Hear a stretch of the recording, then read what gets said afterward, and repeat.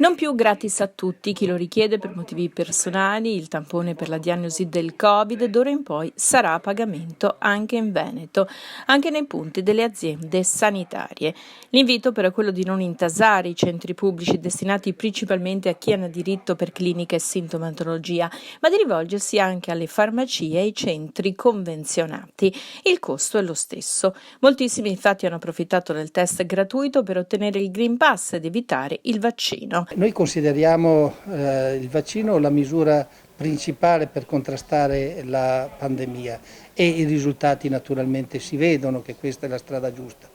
Trovare delle scorciatoie potrebbe essere sicuramente utile nell'interesse del singolo, ma assolutamente dannoso nell'interesse della collettività. Quindi, siccome noi ci interessa anche il bene comune, ci stiamo adoperando affinché tutti quelli che sono i presupposti di norma vengano applicate con coerenza. Di fatto non c'è un cambiamento strutturale, nel senso che l'offerta è rimasta ed è rimasta negli stessi punti precedenti, anzi si amplia l'offerta in quanto viene garantita anche tramite tutto il sistema delle farmacie e anche della parte dei convenzionati.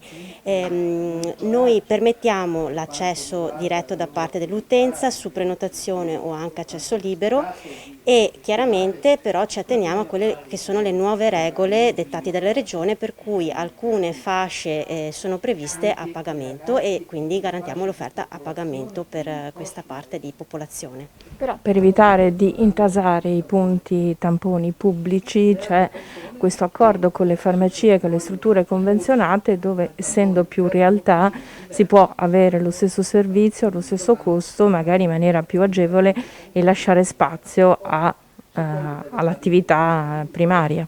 Assolutamente, noi raccomandiamo certo di valutare tutta l'offerta sul territorio, quindi in base anche alla comodità e alla possibilità di accesso e noi ci siamo. Il numero di sanitari da sospendere perché contrari al vaccino nell'ULSS 3 Serenissima non è ancora tale da creare problemi al servizio, ma se dovesse esserci la necessità, l'ipotesi di spostare i sanitari nei reparti Covid pare avere una sua logica.